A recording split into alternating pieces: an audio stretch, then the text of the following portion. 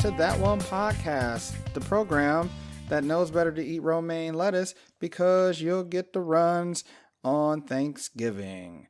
We're back here. It has been a bit of a hiatus, but guess what? We're going to give you a special Thanksgiving episode for you to listen to rather than listening to that one uncle who is a bit racist, but we still love him anyway. Today, I have my favorite IT friend, Mr. What? I'm trying to figure out what name I want to call you. I almost called you I am Dr. Freak.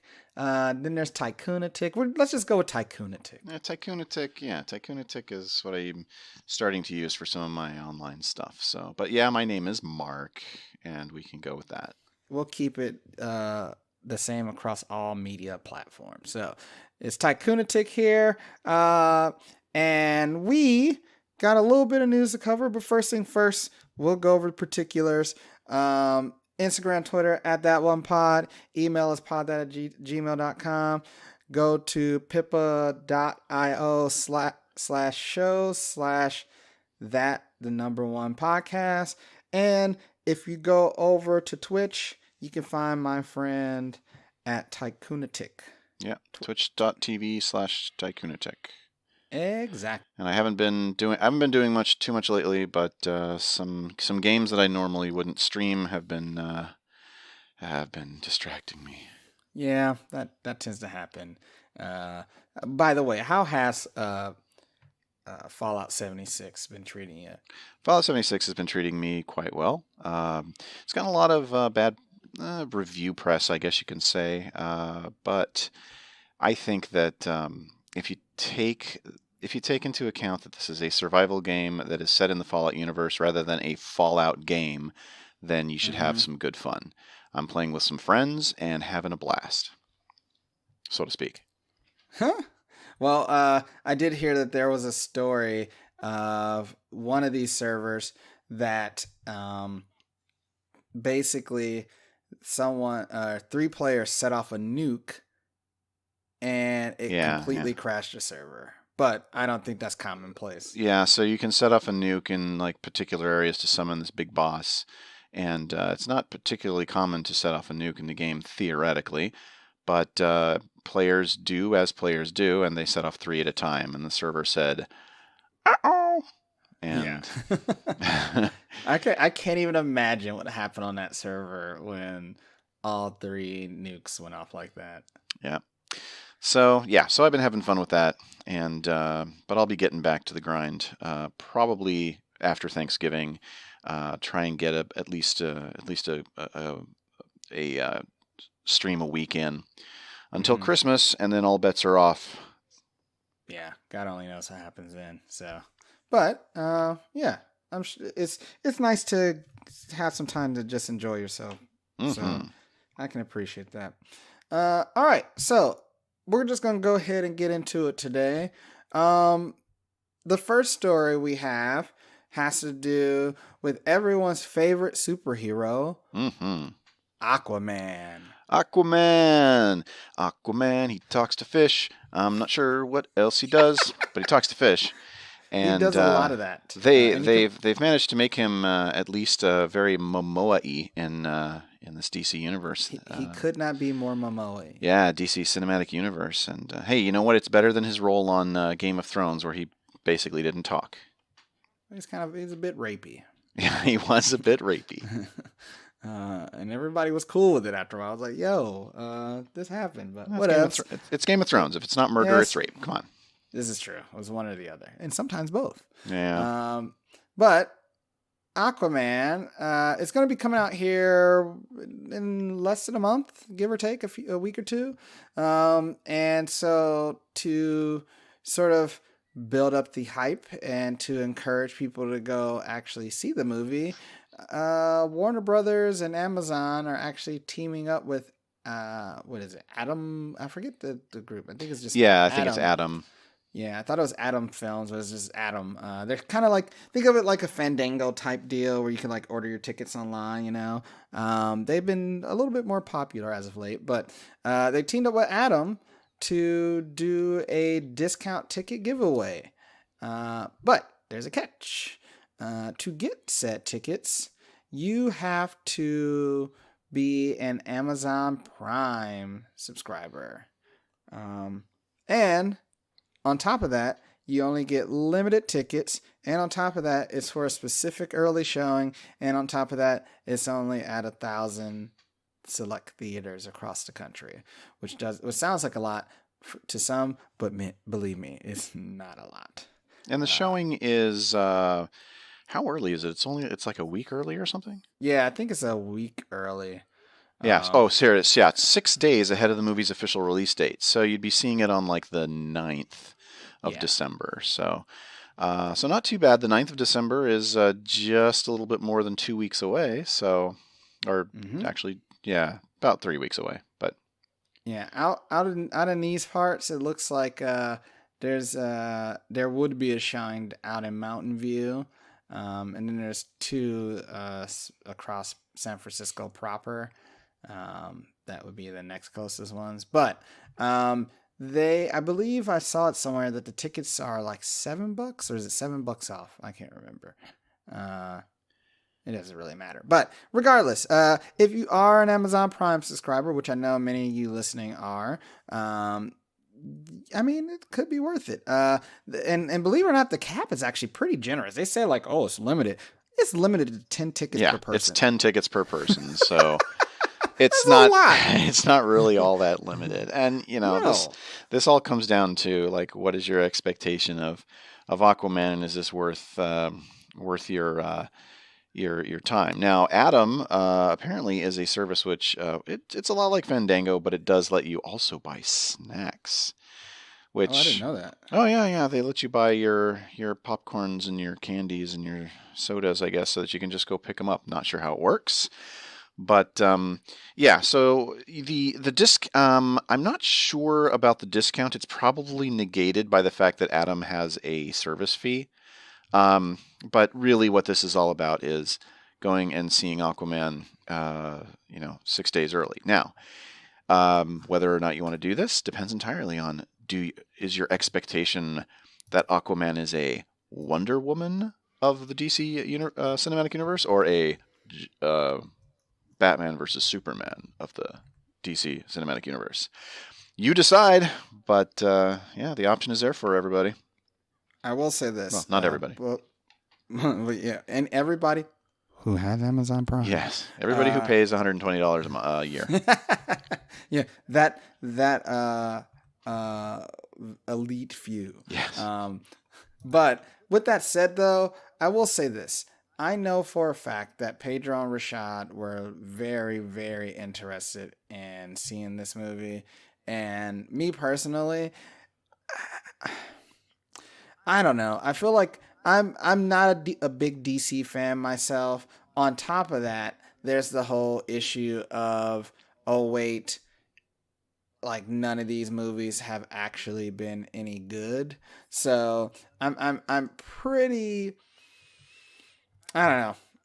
I have a lot of trepidation about going to see this movie, let alone see it early. Because it just, to me, I'm not gonna say it's gonna bomb like Suicide Squad style, but at the same time too, I don't think it's gonna be good. But we'll see. I mean, DC cinematic movies have mostly been ensemble films, basically like multiple heroes, occasionally multiple villains. We've had Suicide Squad, we've had Batman v Superman, which was actually Batman v Superman plus Wonder Woman. We've had the Justice League movie. All of those have been mediocre to poor in general, both in reviews and in my opinion. The one solo movie that they've made as part of this batch that I can think of is Wonder Woman, which is the best of the lot so far. So, well, this is another solo movie, so we'll see how it looks. I mean, I'd say the trailers make it look really beautiful and interesting, but trailers always do that. Yeah, that's their The job. question is the trailer, is this one of the trailers that shows you, there's two types of trailers in the world. Well, three. There's the trailer that shows you everything that you're going to want to see in the movie.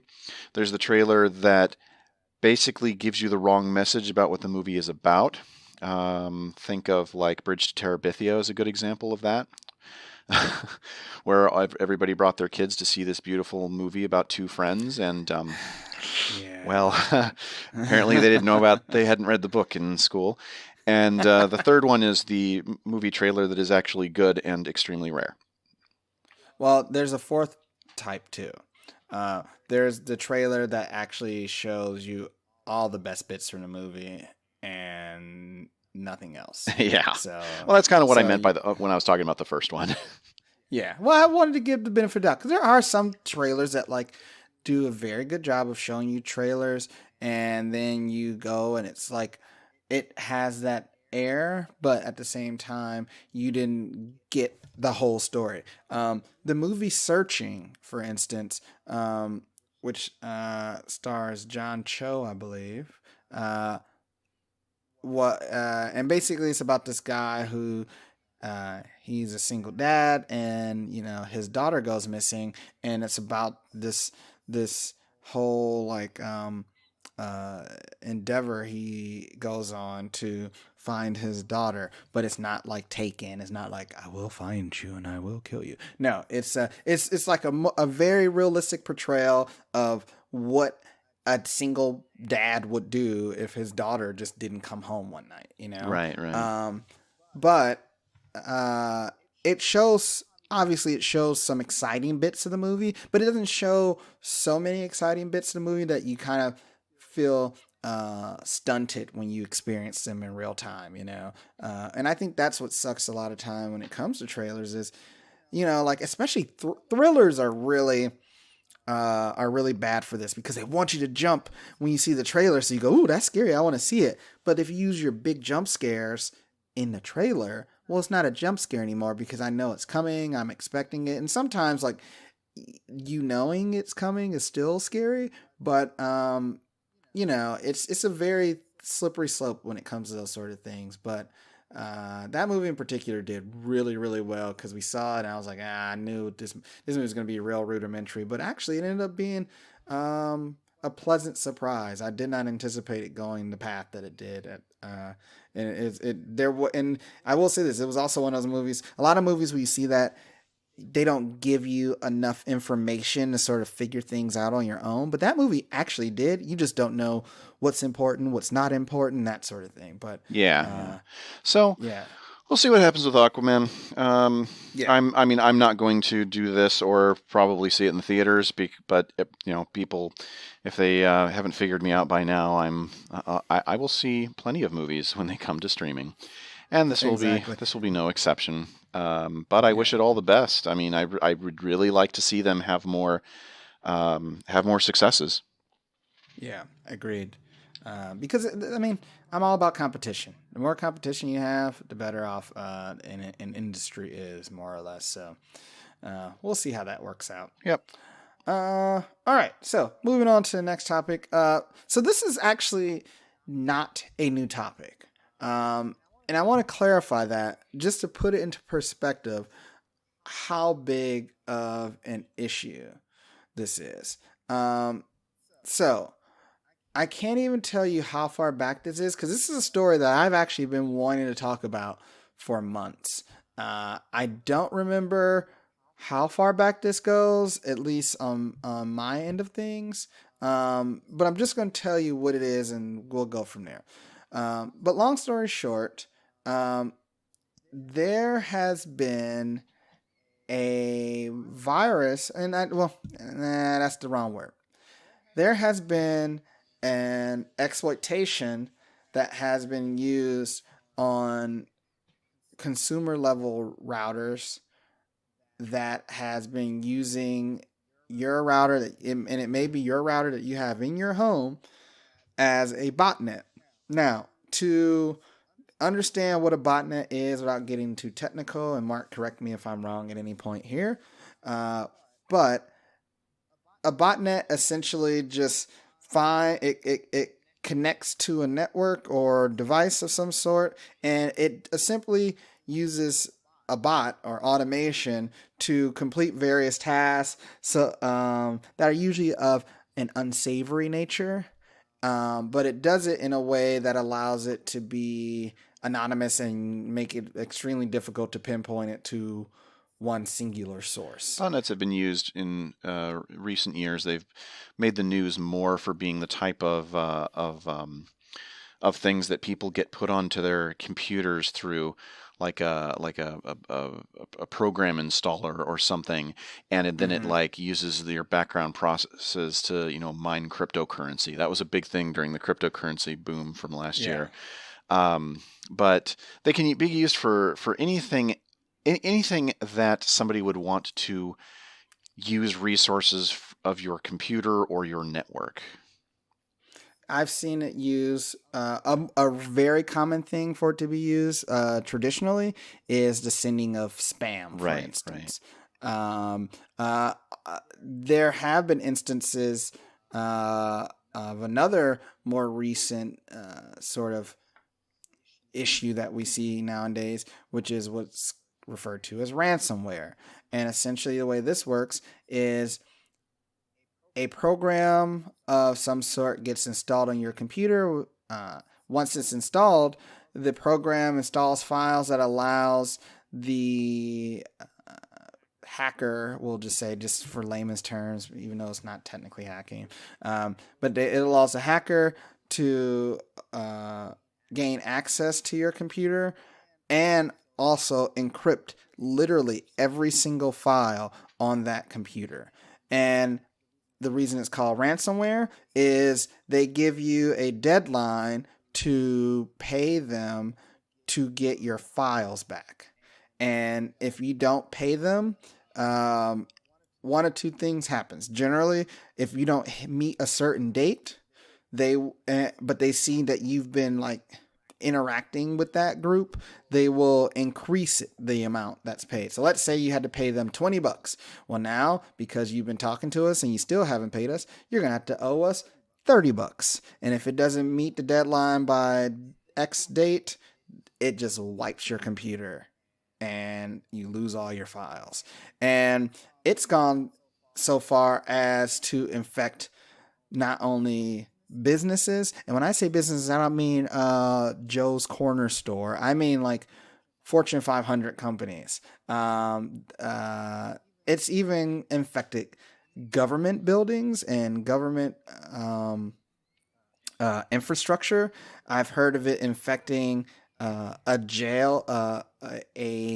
jail's computer system. I've heard of it affect almost infecting um, some military equipment. So, I mean, it's serious shit and it's hard to get off. But that's what botnets are used for, is so that it can basically proliferate itself outwards and allow its master, for lack of a better term, to do what it wants. But regardless, obviously, this is not good stuff. So, the problem is that there are a lot of older routers that people have that are basically just being used without their owners knowing it. And the solution is actually pretty simple, although for some people it may not be. So, one is the obvious: check for firmware update. How you do it for your router is different. I would say refer to the manual because obviously each one's going to be different, and it actually isn't that difficult to do, but it's actually there are some very specific steps you have to take to update the software on your router, and it takes updates just like your computer does. Yeah, I mean, for you can also just like get the model, the make and model of your router, and just Google like Netgear 1000, how to update firmware or something like that, and you can find Mm-hmm. the instructions online.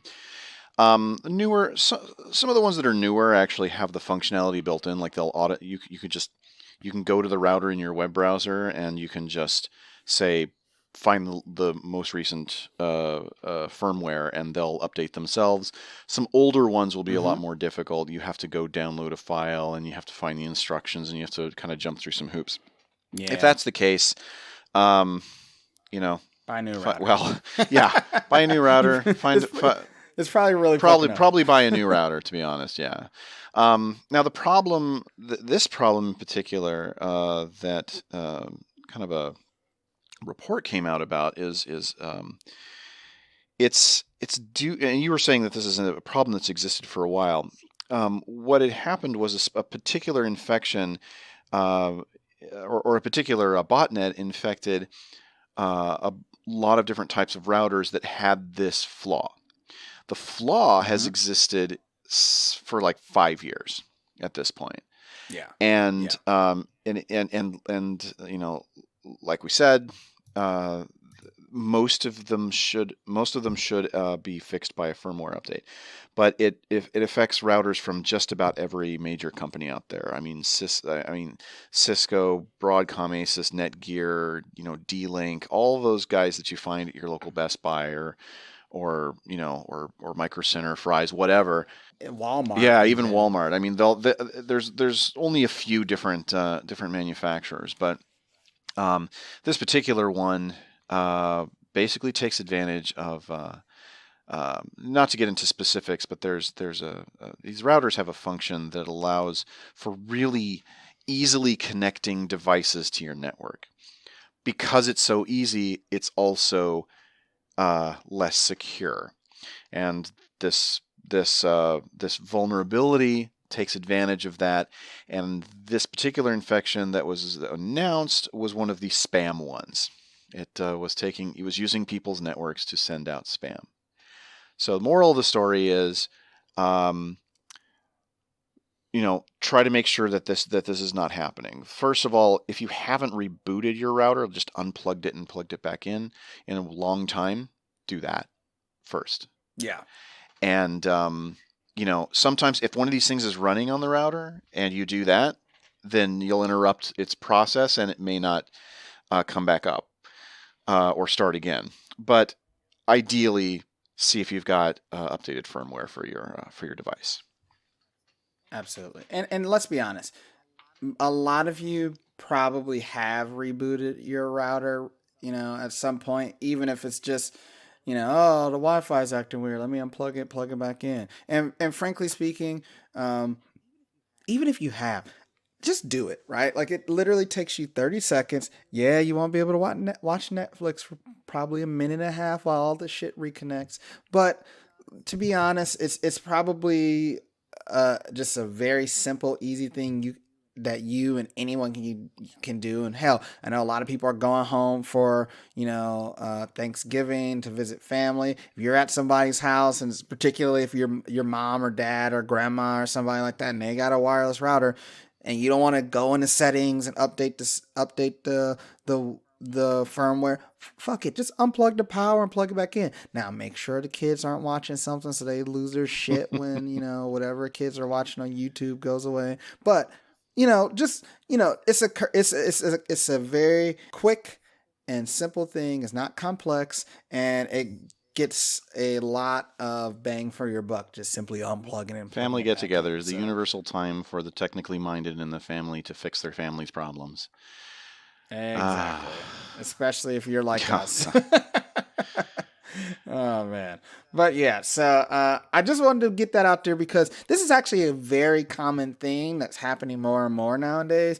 And if you're not updating your firmware, at least reboot your router once a month. I go months without doing mine, but I also update my firmware. I'm one of those people, I always check for updates because I don't trust anybody. So I check my firmware probably way more than any normal person does. But even then, it never hurts to power cycle it.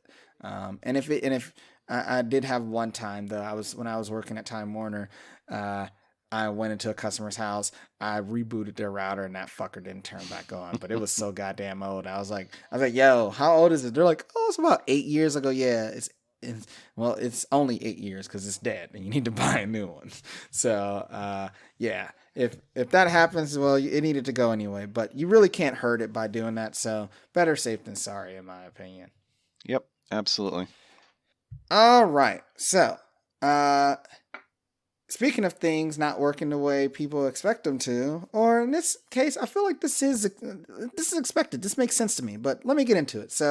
Um, so as of late, um, particularly for Android users, there have been a lot of complaints about battery life with one of its latest updates. Now, you hear this all the time, right? Like, oh, the battery isn't as good because yada, yada, yada. And there's always a litany of reasons as to why. And sometimes it is something nefarious, like what Apple got accused of, where they were actually limiting what the phone was doing because they wanted the battery to last longer. But in this instance, Well, they it's wanted actually people to upgrade their phones. well, yeah, yeah. Let's not kid ourselves. But this is something that is it should make sense, but not a lot of people thought about it. So apparently, Google found out that using dark mode on your apps saves battery life. Now, Yeah. let me Who'd have explain. thought? I know, right? Let me explain why. So, a lot of newer phones have what's called AMOLED displays. And this is Android, Apple, it doesn't matter. Not all phones, but a lot of your top of the line phones that are on the market right now have an AMOLED display in them. Now, without going into the ins and outs of why that's important, the big thing to remember is what that means for you. So, what that means for you is a lot of these phones have it where they have what's called an always on display. So, some people will notice that like your phone won't be on like where you can see like the icons and stuff, but maybe you can still see the time on the front. And it normally just shows up in black and white. And it doesn't really use a lot of battery life to do that, right? Because it's not using a lot of pixels to display that, it's 503 or, you got a text message from John or whatever the case may be. And then once you start to actually start using it, then the color comes in and then, it brightens up and all that jazz. But the way AMOLED displays work is whenever they're showing just white, it uses more power than when it shows any color darker than white, which should be, color. Now, that sounds very simple, but the reason this is so important for Google is when they did their latest update, they did a complete redesign of all their apps and they made them all bright and vibrant and white. And there were colors in certain places, but they're like, fuck that. We want to go all white. We want to look clean.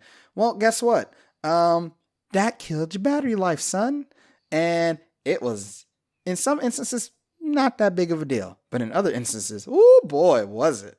Well, I mean, think about. Just think about from the fact that you've got a bright white display, bright white, nice and lit up, just using all kinds of, just using all kinds of power to keep everything lit up there.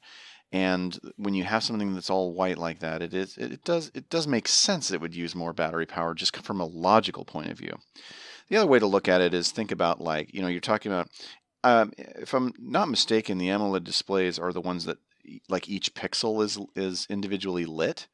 Correct. And when you have something like that, white is basically, in when you're talking about light, white is, I mean, the most kind of, I don't know, power intensive. It's using all the colors to generate it. Yeah. And you're doing that on every pixel of your phone. And these phones have a lot of pixels, even if it's not a Google Pixel. If anyone remembers science class,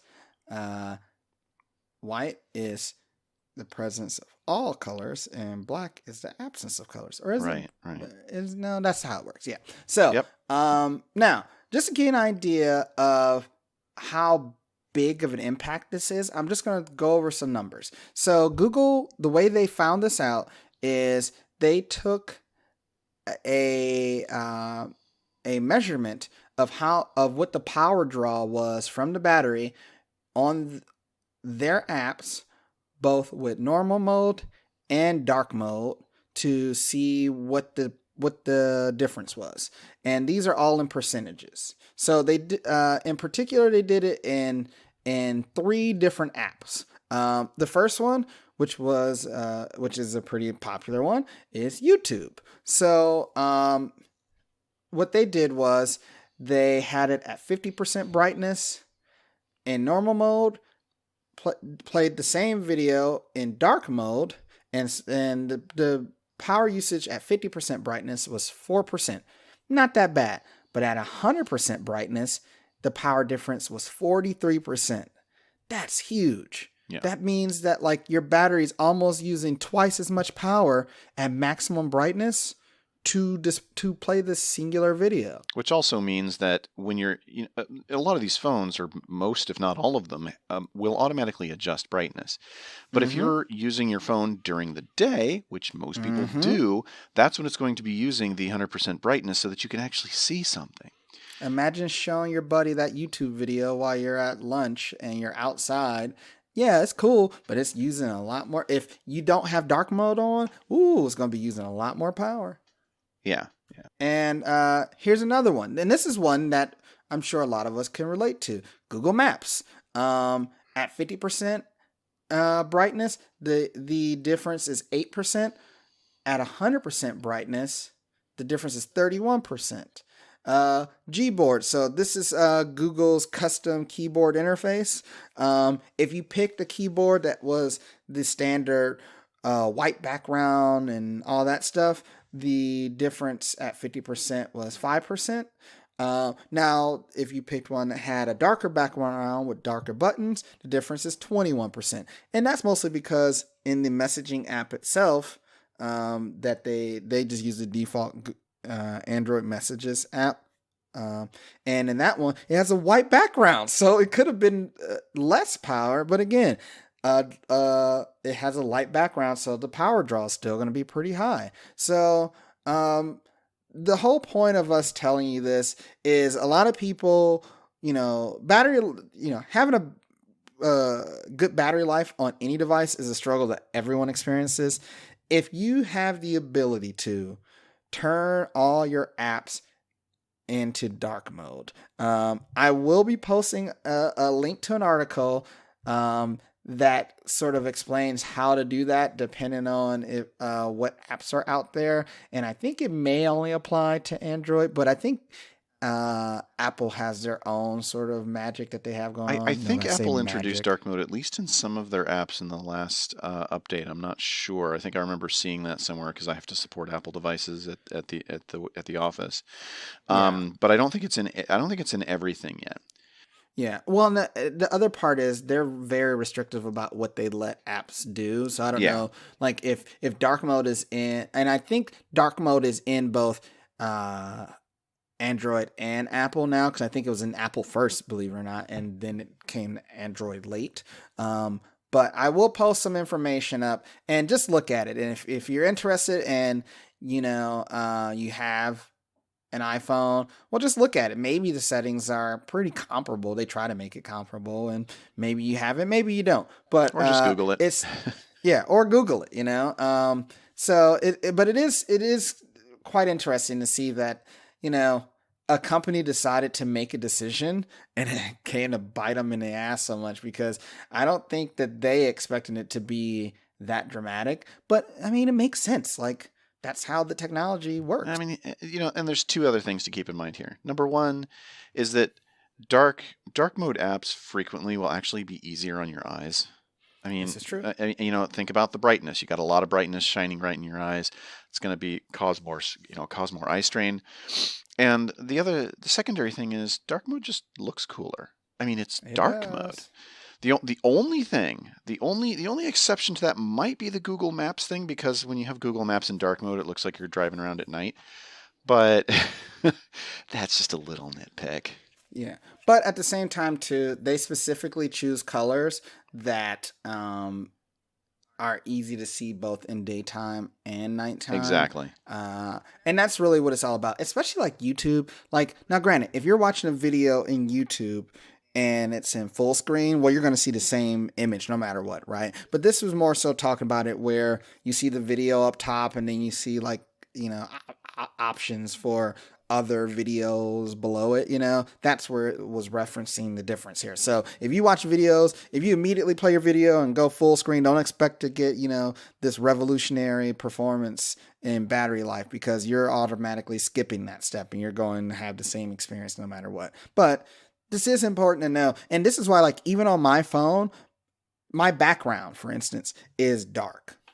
Yeah. Right, because if you choose one that has white and has and like, a lot of people like to have that vibrant picture in the background, but yeah, that's draining your battery. And think about how, and like, truly think about how often you're on the home screen of your phone, and that will put in perspective why your battery life is the way that it is. A lot of times when you look at the battery usage on your phone, like, there will be days when I will look at the phone and I will be just like, how did it go down, 30% in an hour or something like that? And then I go and I look at the battery usage, and the top battery usage will always be something that's like completely seems nonsensical at first glance, because it'll just be like the top battery usage is the operating system. And this is probably why. Yeah. Well, and that actually reminds me, because I was reading another article that I forgot to provide you ahead of time, but I was reading another article that was essentially talking about background data. That's another thing. So apps being able to access your background, or your data in the background, also does the same thing. So there are apps that I will not install on my phone. Facebook is one of them. It always wants to use data to send information about you back to Facebook, like they need more. But the problem with that is, it isn't just that, oh, I'm using more data than normal. It's also, it takes battery to do that. Yep. And you could literally not use your phone for, and I've tried this experiment once. I had a backup phone, and so I had the luxury of just taking my primary phone, just leaving it untouched throughout a whole work day. So I let it go for 9 hours, and that's including lunch, right? And I go back, and the battery was 30% difference at the time. Now, granted, it might be something different now, but at the time it was a 30% battery usage difference, just because Facebook kept trying to just send data back and forth, back and forth, back and forth. And I'm like, what the fuck is Facebook doing that it needs to do that? And I uninstalled Facebook, and what do you know? It's fine. And frankly, if I want to use Facebook on my phone, I just log into it in the browser. Because guess what? It's not going to be using data, because the browser is its whole separate thing. But there's other apps like that, like Instagram's like that. Snapchat isn't as bad. But like anything, like it's any social media stuff, like they want your data. A really good way to look at it is look at all the notifications that you get during the day. Like, just right, and a lot of times you don't get them, like, you don't see them straight away, but you'll go back and you'll swipe down or whatever it is on your phone, depending upon the phone you have, and you'll just see all these notifications. If you see an application sending you a bunch of notifications throughout the day, think about if you really need that app, because if it's sending you notifications, that means it's using data to retrieve the information that it needs to send you those notifications. And if those notifications aren't even remotely important to you, I have erased so many apps on my phone and not missed them. And I've basically used, how much is this thing trying to bother me, / how much is this thing using my my phone data and my battery, to really whittle that down. And I haven't missed it. I haven't missed them. Yeah. And to be fair, a lot of apps allow you to sort of customize that notification, but don't think it's still not using that data. Yep. And also keep in mind, a lot of games and a lot of other apps out there that are ad supported. Now, ad supporting is something that we can that I could have an entire conversation about. But if something is ad supported, it's pulling ads. It's pulling ads. It's not showing you the same ad all day long. The game is on your phone. The program is on your phone. But those ads are being downloaded. So just keep, these are the sort of things that, you need to keep in mind for yourself before you go out. And I know it's the holiday season and Black Friday's coming up, and there are people who are legitimately going to be looking at buying a new phone because, to be fair, this is the time of year to do it. I mean, they're practically giving phones away. But here's the thing: they're not actually giving phones away, and until they do yourself a favor, make sure that you're actually maximizing the life of your phone. Because in all honesty, most phones that I get, they last way more than the year life cycle of these phones are. We're talking like usually I can get like 2 to 3 times out of that minimum. So these are little things you can do to make sure that like you get a reasonable experience when you're using your phone. So again, I'll post some information up there, both on the background data and on the dark mode stuff. But I think it will be really nice to sort of get that out there. So if you do have those options, it's a quick fix that might get you a pretty good result, especially if you use that app quite a bit. Yeah, agreed. Plus, I mean, it's kind of fun to just kind of figure out how to do that. You might figure out some other things that some other settings that you can do with your apps, and it looks cool. And Oh we yeah, missed a yeah. golden opportunity here. I just want to tell you, this is an article about dark mode, and we should have put this right after the Aquaman story because it just would have been such a good segue. Just be like, and what do you want to make sure about when you go see a movie? You want to make sure your phone is off, or at least in dark mode. But oh well. I the one thing I was thinking about though is like if someone were to use their phone in the movie, especially like the Amazon exclusive one, I feel like there's gonna be some shit going on because it's a whole week in advance. Well, 6 days, but it's a whole 6 days in advance. Like they'll probably lose their shit if they found anyone trying to. By the way, does anyone illegally like film movies in theaters anymore? Is that a thing people do I still? think so. I mean, I haven't watched a pirated movie in forever at this point, but Yeah. the last time that I did, I think it was something like that.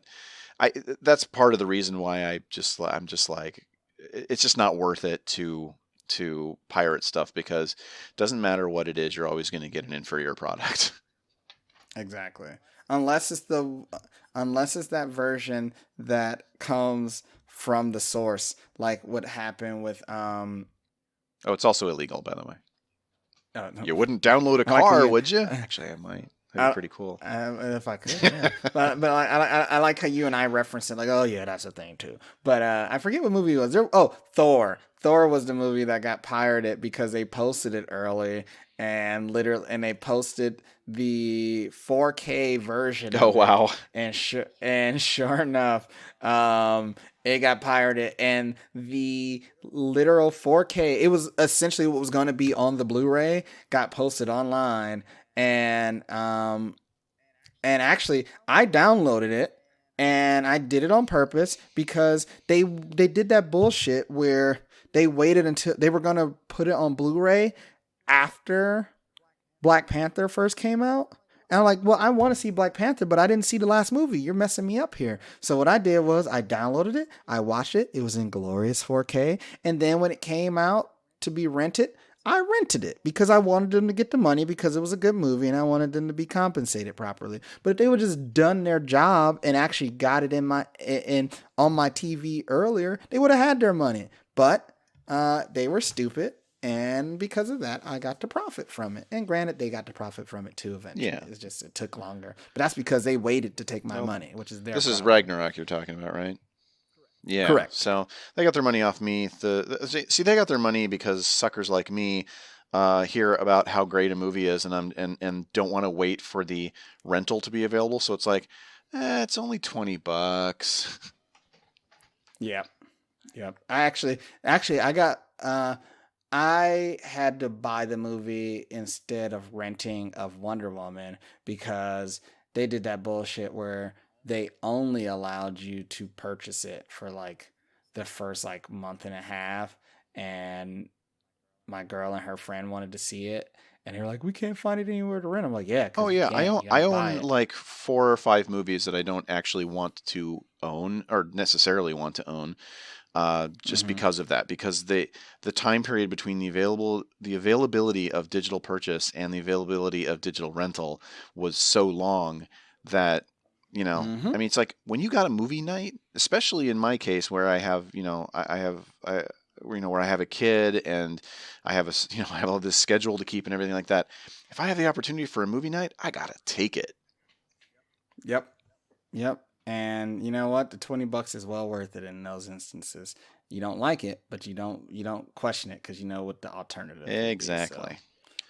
yeah. But they got to watch their movie, and I got to keep my sanity and play video games. So everybody was That happy. works for me. Uh, all right. So the next topic, we're not going to really get into the logisticals of this, but we are going to talk about it a little bit.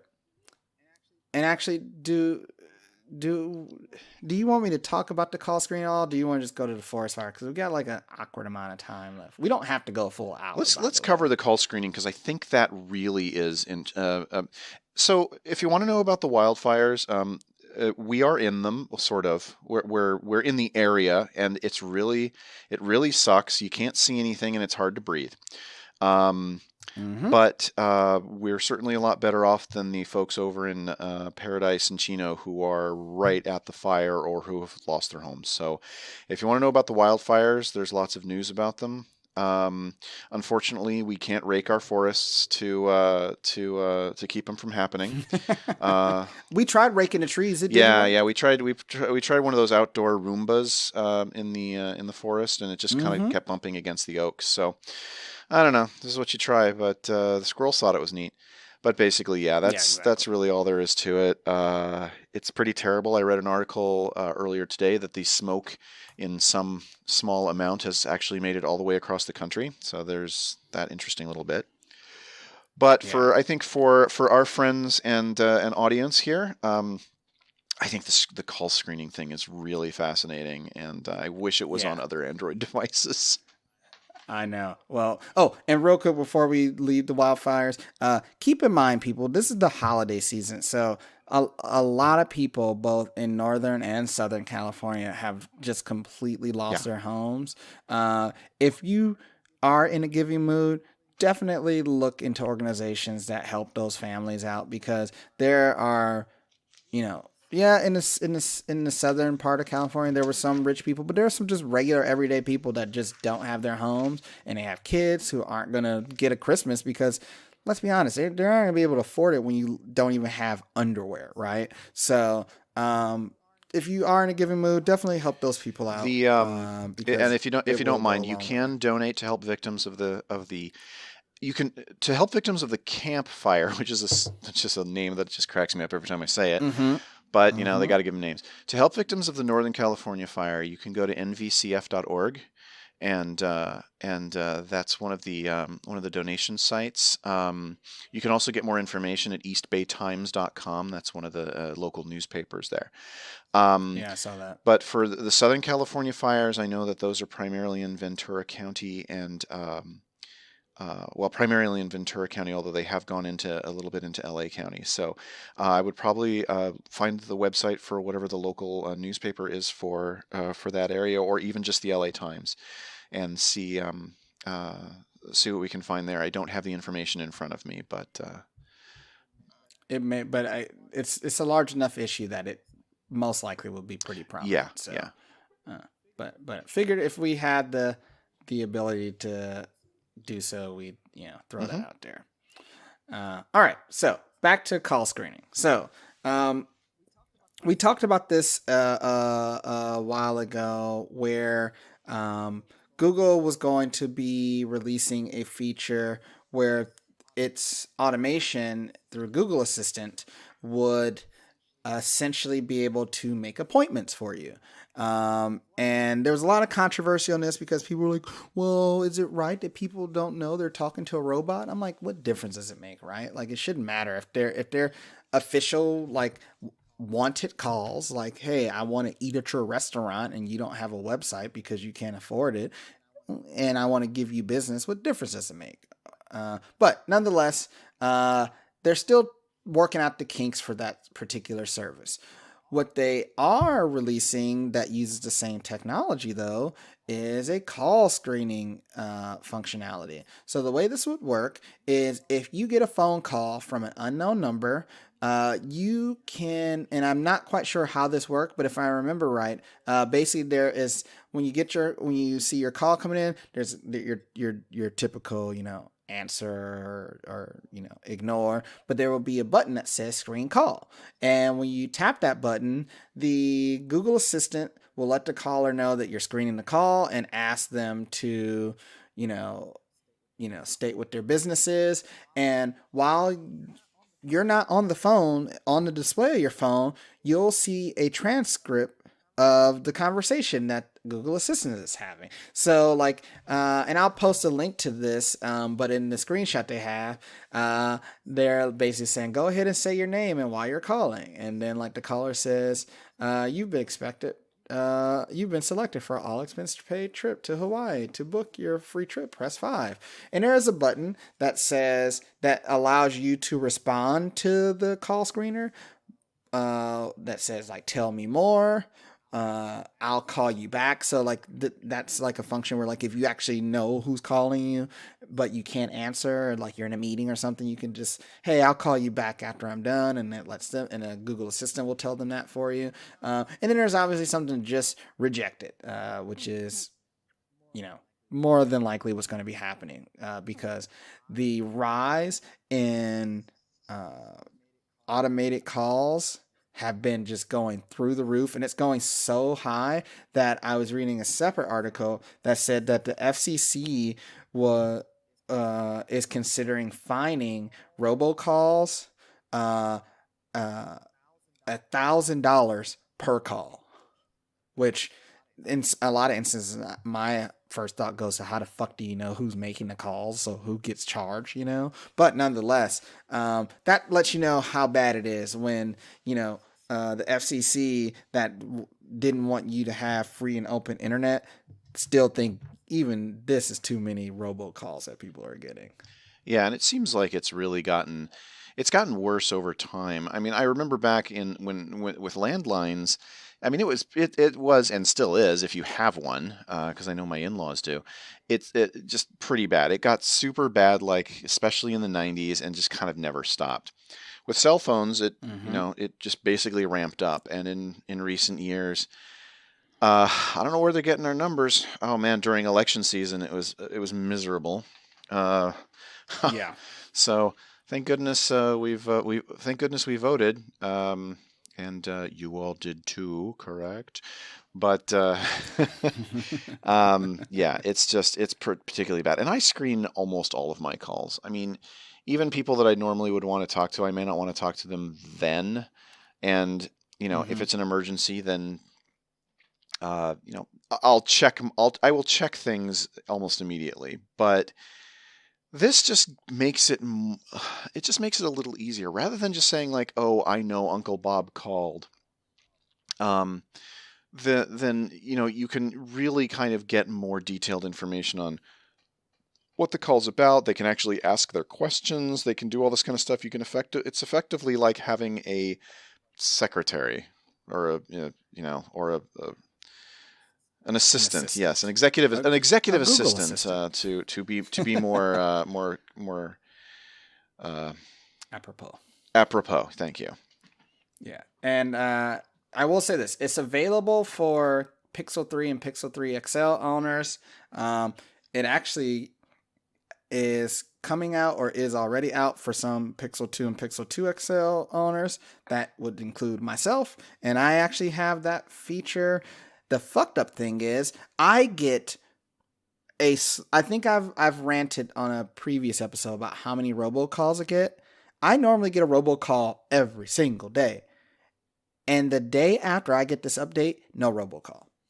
So I couldn't even test the feature to see if it worked because I didn't even get a single fucking call, which makes me happy and angry all at the same time. It's like they knew. They're like, he's got us. We're not gonna bother him anymore. But regardless, I think this is what it's. This is a way that technology can help us in a way that doesn't harm. A lot. I will say there are some limitations to it. currently, I think there aren't any ways for the person to see a log of these calls. So let's say, I don't know, somebody calls you about something in particular and they say so in the logs, and you use the "I'll call you back" feature. Well, guess what? Once it's off your screen, it's gone. Google's planning on releasing an update before, they're trying to get it out before the end of the year that'll add that log functionality, but for now it's not available. But I think there are way worse scenarios. I'd rather have that and not remember who called and why, versus not having it and just, like, there are times where I just don't answer. I usually don't answer my phone. I've had the same number since like freshman year, sophomore year of college. And I'm old. So that's a long fucking time to have the same number. And because of that, like, I've been getting robocalls. Like, forget even robocalls. I get calls from the wrong number all the time. There was one year where I just kept getting repeated calls from this old lady looking for her granddaughter, Sarah. And I'm like, Sarah, what the fuck? Did you fucking give your grandmother the wrong number? And I literally talked to her one time and go, lady, I don't know Sarah. This is the wrong number. She's like, oh my gosh, I'm so sorry. I'm like, it's okay. You might want to call somebody else who knows Sarah and see if she knows the number. She goes, you're right. I you know, I may have wrote this number down wrong. I'll try calling the other number. I go, okay, that's fine. And she calls me right the fuck back. And I almost lost it. I was like, lady, you're killing me here. But like, things like that are fine, right? Like, wrong numbers are wrong numbers. But at the same time, you don't want to chance it because it may be the right number, just be an asshole on the other side of the line. So I think that's pretty important to be able to have some control over your actual phone again. Yep. And I don't have a Pixel, so unfortunately I don't have this functionality, but maybe someday. Fingers crossed. Yep. A man can dream. But, you know what a man can also dream about? The next episode, because this one's done. All right. So, well, I don't mean all right as in that's good. No. I mean, it's a job well done. It's to be celebrated. But I'll miss all you guys until the next one. Yeah. So I wish everyone a very safe and happy Thanksgiving. And I wasn't kidding about the beginning of the episode. Throw out any romaine lettuce. I don't know if you have it. Get rid of it. It's being recalled. The CDC says don't eat it. Throw it away. Look, kids, now you have a reason not to eat your vegetables. Don't say it's all vegetables. It's just romaine, so don't get me in trouble. As always, Mark, thank you for joining. We're going to go over all the particulars again. Instagram, Twitter, at that one pod. Email at podthat@gmail.com. Hit my man Mark up at twitch.tv/tycoonatic. Did I miss anything, Mark? Nope. I just want to let everyone know once again, if you'd like to make donations to the fire victims for the Northern California fires, you can go to nvcf.org. And for the Southern California fires, there's a few different things that you can do. But if you want to help, especially those who need the most help, the lower income folks, UnitedWayLA.org does have a page for disaster relief. And that's all I would like to say. And I'll make sure to throw those links into the episode, so that way if you got to hunt it down or something, we'll make it a little bit easier for you. But as always, thank you everyone for listening, and especially since you're going to go see that fucking cousin that always wants to get on your nerve, I will remind you, be nice to one another. You know, I do wonder, are there like entire families of racists that get together at Thanksgiving and say, oh man, our progressive uncle is going to be showing up? If that's the case, I hope each one of you are that one that's a pain in their ass.